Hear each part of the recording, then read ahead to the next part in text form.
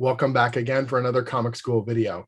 Recently, I've been doing a lot of interviews, and those are a ton of fun, but I also love digging deep into the process and showing you how comic stories work and how they work specifically for me, hopefully demystifying some of the process and giving you some tips when working away on your own comic book stories.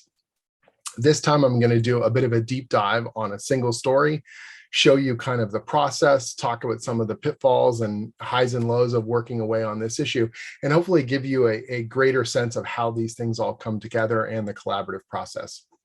In this case, given the release of the new Suicide Squad movie, I thought it would be appropriate to do a deep dive on Suicide Squad, Amanda Waller.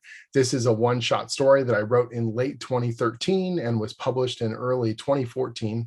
There were a whole series of one-shots that DC was putting together around this time around, secondary characters, people who hadn't had, lead stories or series dedicated to them very often in the past. Amanda Waller is a really fascinating character as the person who is in charge of Task Force X, and her decision-making in terms of who goes on these missions and who lives or dies makes her a really fascinating character to dig into. You can find this story in the original single issue as it was released, or as part of Suicide Squad Walled In, or in the brand new Suicide Squad Case Files trade paperback that just came out. When you're working in these shared creative spaces like the Marvel or DC universe, it's important to have an understanding of the characters that you're going to be writing. As much as possible, I try and do deep dive research if I've got time in my working process. In the case of someone like Amanda Waller, she's got a really interesting history. And I went back and read kind of that classic run by John Ostrander, the Suicide Squad series from the 80s, and tried to get an understanding of what made this character tick, looking at those key issues, getting a feel for her origin and where she came from. Now, this particular version of Amanda Waller is different in the sense that this was published in 2014 in the thick of the DC New 52. So Amanda Waller does have some different qualities, and she's visually different. She's quite a bit more svelte in the New 52 version for whatever reason.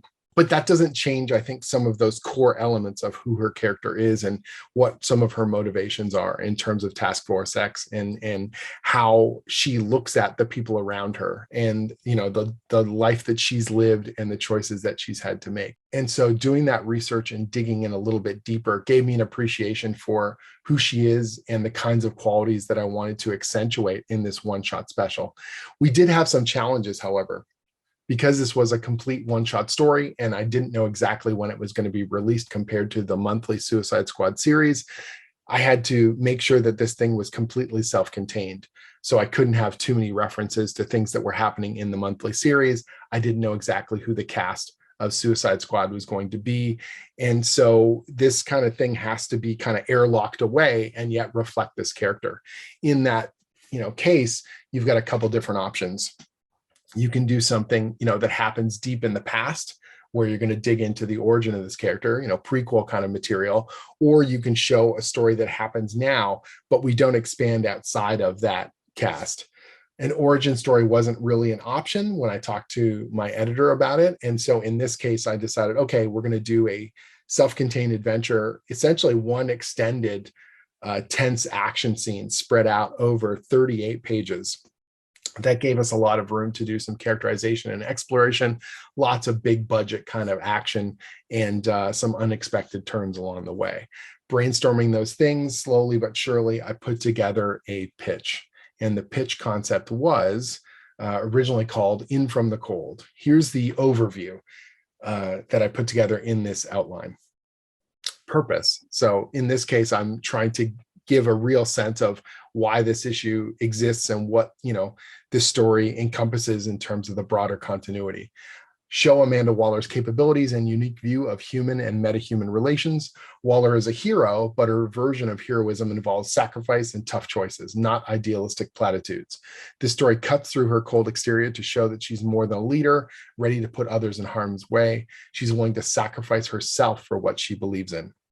I felt like thematically, the concept of the Suicide Squad and that she's putting these people out into the world and potentially killing these criminals for the greater good, it was important to show that she herself would also be willing to, sacrifice herself given the right circumstances. In Waller's view, she's a realist, and a crazy world with metahumans threatening life as we know it requires people like her to stay one step ahead through any means necessary. Traumatic things she's seen and experienced in the military, Team 7, and Suicide Squad have toughened her spirit. She doesn't think life fits into simple good or evil categories. What she does and the difficult moral choices she makes is justified given the extraordinary world around her. So just digging a little bit into her motivation, making sure that I understand it, that jives with the editor's vision of the character, and then setting myself up, so that we can explore these ideas in this single story. And then here's the most important part, that theme. Decision makers carry a burden. They make the hard choices other people wouldn't be able to live with. Okay. That is what makes this entire story tick. All the events, all the action scenes, all the stuff that we're going to do needs to reinforce that concept. And if anything, our story has to essentially set up a challenge to that concept and then pay it off. We need to show that decision makers carry a burden. We need to show them making hard choices and that these are the kinds of choices that other people would not be able to live with. So the other characters in the cast are going to reflect different elements of this theme. They're going to kind of push and pull against Amanda Waller to showcase how these things work, and that she, in the end, her point of view is going to be at the center, of how these things all play out. And we're going to test that, theory, the theory that decision makers carry a burden. So as I move through here, I was trying to figure out what kind of characters we could use in this story and how they would fit. At the time, the New 52 was a really interesting kind of playground because you had these tethers to old stories and continuity in terms of, the readership and comic book history. And yet you could also make interesting new choices. The DC universe had incorporated things like Jim Lee's Wildstorm characters into the DC universe, and they were mixing and matching some of these characters' origins or pushing them in different ways and altering their identity to update them for a modern readership. And so in my original proposal for this one shot, I wanted to have a kind of surprise villain. My idea was that a character would be experimented on that you wouldn't, have expected to see in this one shot, that we wouldn't even talk about them in the solicit, and then they would pop up out of kind of nowhere. So the idea is that if Amanda Waller has made these tough decisions, I wanted to show sort of a character who had been manipulated by governments or systems in the same way that she manipulates people with Task Force X, and show that they want to get revenge and that their motivation is justified given all they've gone through. I dug through a bunch of different characters from DC kind of canon and struck across this character from DV8, the old Wildstorm series, called Frostbite. I thought this character, Leon Carver, was really interesting, and his power essentially is your cold, Iceman-ish kind of power, except it's generated by him taking heat out of the air rather than just kind of forming ice out of nowhere. So in my original proposal, I was going to have this character Frostbite show up as like he had been experimented on. He was really, really frustrated about it, and he was out to get revenge on the people that had done this to him. I pitched this by my editor at DC. It got a little bit of traction at first and then was eventually rejected. They didn't want to worry about tethers to the Wildstorm universe. They didn't want to deal with those kinds of elements of it. I personally think it would have made it a more surprising story and a little bit more interesting to grab attention once it was released. But these things are out of my hands. And so we moved forward with a new character that we made for the villain. Here's the outline that I put together, and it's pretty extensive. Since I hadn't done work with this editor at DC before, this was Brian Cunningham, I wanted to impress upon him that I had worked out all the beats of the story. In my earlier video about story outlines, I talked about brief outlines versus, kind of full outlines, and this was definitely a full outline. Brian wanted to see how this stuff was all going to play out and be able to understand all the different beats of the story. I'm not going to read through every single one of those beats here, but what I do want to point out is some of the key kind of elements. So it talks about how the story opens and that we're going to get to action very, very quickly, right from the get-go. We talk about some of those motivations. Right off the bat, Amanda Waller is interacting with this Norwegian geneticist named Algot Issen. And Issen has a different point of view in terms of how people are meant to be treated and the purpose of metahumans, or the morality of using them. And so right from the get-go, Amanda has someone to kind of, argue her point of view with, or some friction to create some dramatic sparks in the story. Almost as soon as they, kind of confront each other, an action scene interrupts them, and we are thrust into this do or die kind of survival circumstance. So I changed that Frostbite character into something called Krieger 3, so Norwegian for, warrior. And basically, he's a person who's been experimented on by Algot. He now wants revenge on him and the program and everyone associated with them. And so Waller and the military people that are with them are now thrust into this survival circumstance where this plane crashes in the middle of a wintry landscape when it's supposed to be, like summertime. And they don't have survival gear. They don't have any ability to call for backup or communication. Waller is stripped away from the things that normally make her strong, which is her, her contacts and the power that she has at her disposal as the leader of Task Force X. And so because she's on her own, she has to fall back on her military training. She has to be a leader to these people that don't deserve the kind of stuff that normally happens to, people in the Suicide Squad. These aren't villains that are being used and, discarded. These are military soldiers. These are scientists and support staff that she has to essentially put through the ringer in the same way she would at Task Force X. And so that allows us to see, her cold and calculating nature, and also give us these moments of her doubting herself. There's an internal, narration going on during the story, and she isn't sure if she's making the right decisions. And that makes her question about maybe she's made mistakes in the past. How's she going to push through this? How does she treat other people, and what are her expectations of them?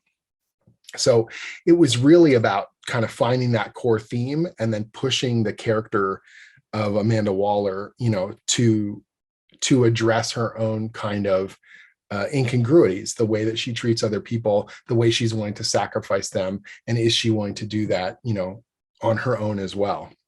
That kind of drives a lot of the story as we go through. Once I had this outline approved, I then went through and did a very tight pacing breakdown.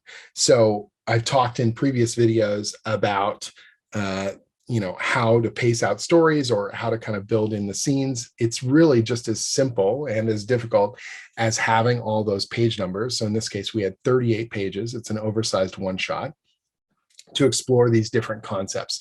And again, because I hadn't worked with Brian before, I really wanted to impress upon him that I had everything figured out. So even these page breakdowns are a little bit more extensive and deeply written than I would normally, but it gives everyone a clear sense of what that pacing is going to be and how it's all going to fit. I've got my double page spreads built right into there. I've got each of those kind of action beats worked out. And as I've also mentioned in other videos, probably the most powerful thing we have as a storytelling tool that is unique to comics is the page turn, the ability for us to surprise readers or do something shocking and visually impressive as they turn the page into a new sequence. And so you'll notice here, I've got 8 of these kind of moments built right into it, and they're always on an even page. So obviously with a 2-page spread, 4-5 has to be a page turn because it's a 2-page spread. Same thing with 8-9. But page 12, page 14, page 20, 28, 34, and 36 are these big visual turns that are happening in the story. Something unexpected that plays out as we go through, something really violent or explosive, quite literally, that is going to take place that you enter into visually as you flip that page. And so knowing what those are and having them all paced out gives me a very, very tight plan as I start going through and doing the scripting on this story. Having 38 pages for one extended action sequence is pretty unusual. And so that gave me the chance to do something we call decompressed storytelling.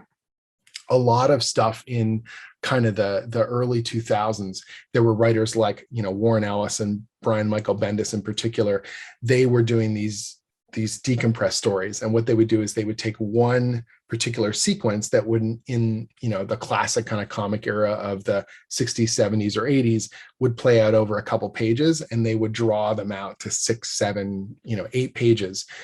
Each of those visual moments becomes more important. Each of those beats becomes bigger visually. And so you're not getting as much plot. You're not moving through as much time, but each moment that we're giving the story becomes more important. Now, it's not the kind of thing that I do very often, but given the fact that I wasn't going to be doing an origin for the character, we weren't going to be tying into the main monthly series, and this was about a single character and kind of exploring their mentality, slowing things down and going beat by beat through the action, pushing her and forcing her to make these decisions, and really hunkering down on each of those decision points makes them feel more dramatic, felt more appropriate for the kind of story I wanted to tell. It's not the sort of pacing that I use all the time. It's pretty rare, in fact, for me to do this kind of drawn out, decompressed story, but it was a different sort of challenge for me on a different kind of project. The important part is that at each stage, we were trying to test that core concept of the character. She's a decision maker. She's a leader. She has to make decisions that no other person wants to make. And the results of those decisions are, morally difficult. And she has the strength to push through. And that is really at the heart of the entire story and why it works. The fact that we have such a clear theme, and then it made it all the way to the cover, essentially, as you see here, it says life or death. She makes the tough choices, sort of shows you that we kept our, the flag really planted strongly in the ground, and that it all worked out quite well. Our whole creative team was really, really awesome on this one. And this issue was done under quite a bit of a tight deadline. It was an intense issue to put together, but the whole team is amazing. Andre Colho, the penciler, Scott Hanna, our inker, Andrew Dalhousie, the colorist, Carlos Mangual, the letterer, everyone that put the issue together, my editors, Brian Cunningham and Harvey Richards, all of us busting away to make something that felt iconic and that you could understand who Amanda Waller is anytime you read the story, that it would work at any point. You could drop in, read this single issue and go, oh, these are the core traits that define Amanda Waller, and this is who she is as a character. I get why she does the things she does, and that she is the right person, to lead Task Force X. And that's kind of how we put it all together. The final version of the story is called Sacrifices in the Storm. There's tons of big action and kind of survival moments, hard decisions, and big payoffs. And that's how the whole thing was built. The Amanda Waller issue came out in 2014, and I was really proud of it. We got some good reviews, and people, I think, were surprised at how much we were able to kind of dig into the mind of Amanda Waller. The sad kind of postscript on this issue is that Andre Colho, the penciler on the issue, would pass away in the fall at only 35 years old. He was extremely skilled, really, really great collaborator, worked extremely hard on the issue, and I was proud to have collaborated with him. It's always intensely sad to see, an artist or creative pass away, but to have him, leave us so young with so much potential, I think is even sadder still. It was an amazing experience to be a part of. I was glad I got to contribute to the legacy of the Suicide Squad and give a bit of a turn in terms of the mixture of kind of violence and morality that is at the core of the series.